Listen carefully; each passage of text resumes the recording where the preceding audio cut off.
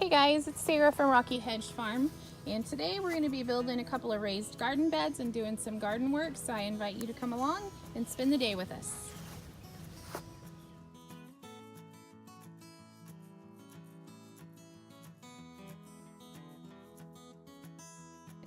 My husband and I went on a little date night last night, I guess you could call it. We went to Lowe's, picked up these cedar picket fence boards, and this is what I use to make my raised garden beds. All I do is just go to the miter saw and I'm going to cut this piece off right here just to make a straight edge.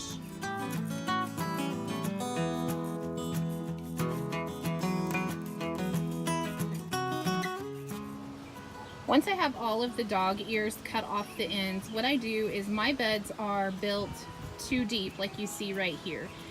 So then I'm just going to measure and figure out how long of a 2x4 I need to use as a brace in the corners. So my 2x4 goes right here in a corner, and then I also use one in the middle and then again at the other end.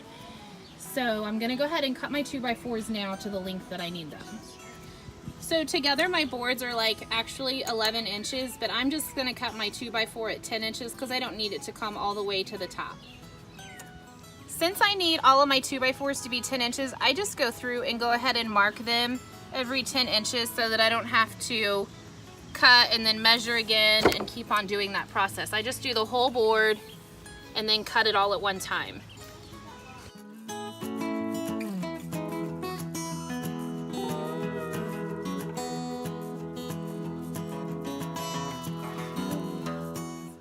I have my 2x4s cut into 10 inches long.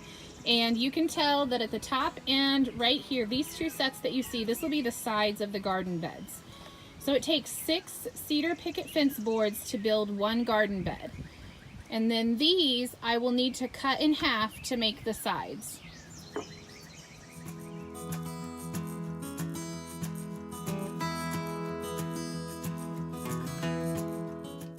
My sides are cut, so we're going to load all of this stuff up and we're going to drive just a couple of blocks over to our little farm and we're going to build these on site over there.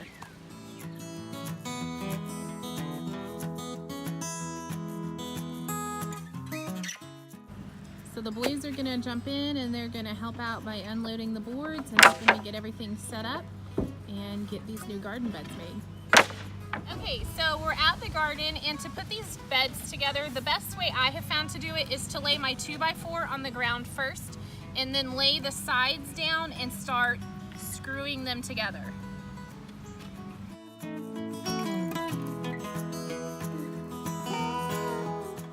And then once I finish the sides, I do one in the middle and I'll do one on the other end as well.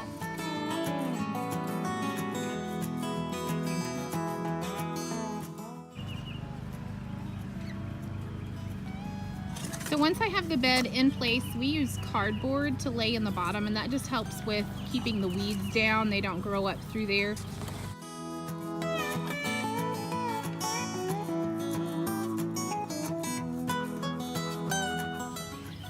Okay, so to put the ends together, I lay a 2x4 down on the ground, and then I put a end piece at the top and line them up. And then I just go ahead and screw them together.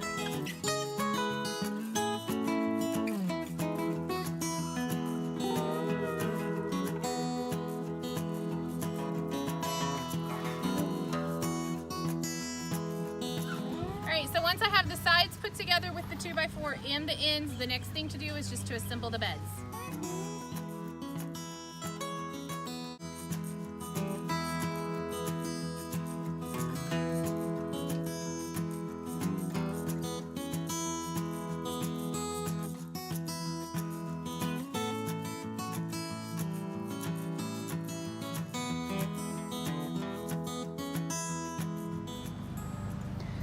Okay, so we just finished up both of these beds. We're going to even them up, get them where we want them, back the truck up, and then it's time to unload all of the dirt and get these beds filled.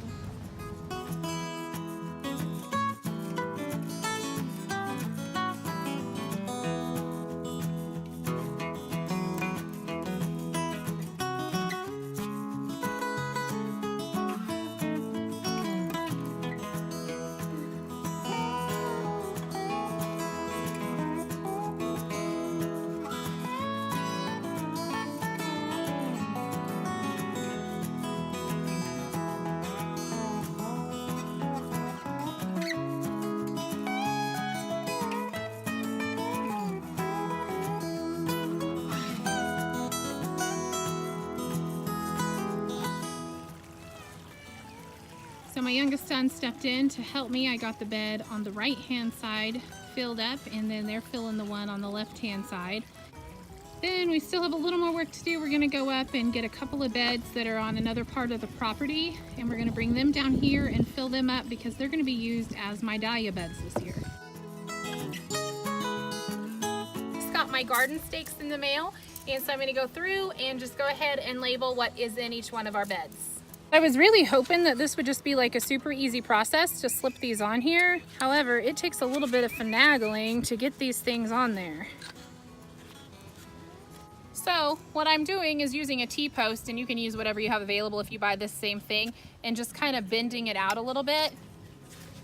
And then the slate label will just pop right on there.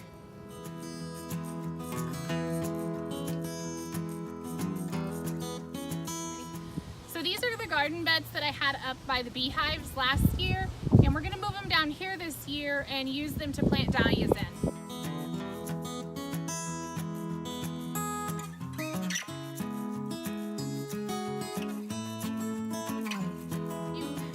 So if you watched my video about the last little garden tour that I did, you would know that I talked about putting some flower beds in and maybe like a small garden tree. So that's what we're setting up right now. These two beds that are going the opposite direction of the other ones will be my dahlia beds. And then in the middle is where I would like to find a small garden tree to put, and then eventually maybe a rock flower bed around that as well. Alright, so as with a lot of things in my life, I've already changed my mind on this garden bed idea, and what we're going to do is stack them 2 beds deep. And partly the reason I'm doing that is that'll give me more dirt to be able to plant my dahlias in. One of the things that I'm going to do around the flower beds that I have in the garden area is put up this metal fencing. I picked it up at an auction last year. They couldn't sell it, so they just gave it away. It's pretty neat looking. I think it'll add a great vintage feel to the garden, which I love to incorporate in my home, and then also in the garden areas as well. So that's what we're fixing to do now, is to put up some metal fencing.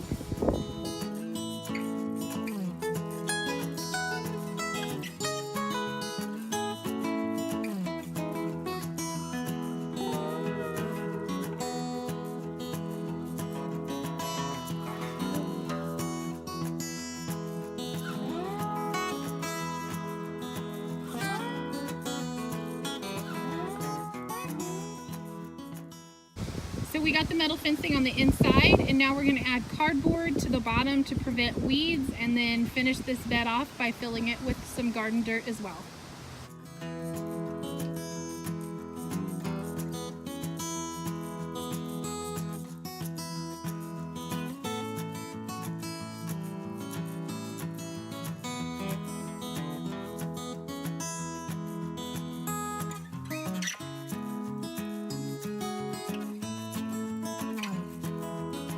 Something else I wanted to get done today was to go ahead and lay mulch in this shade garden area that I have. And not only do I think that mulch makes an area look better, but it helps to prevent weeds, and it also helps to retain moisture so that I don't have to water as often.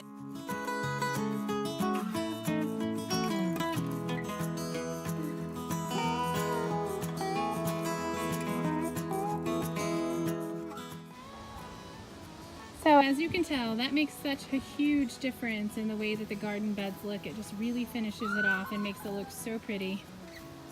I was also able to get this bed mulched today. My son and I carried the heavy cart out of there, and then we're going to put it back in there, and this bed will be finished as well. Thanks for stopping by today, guys. Don't forget to hit subscribe below so you can stay up to date with all the latest happenings here on the farm. And you can also head to the blog to check out everything there by visiting rockyhedgefarm.com.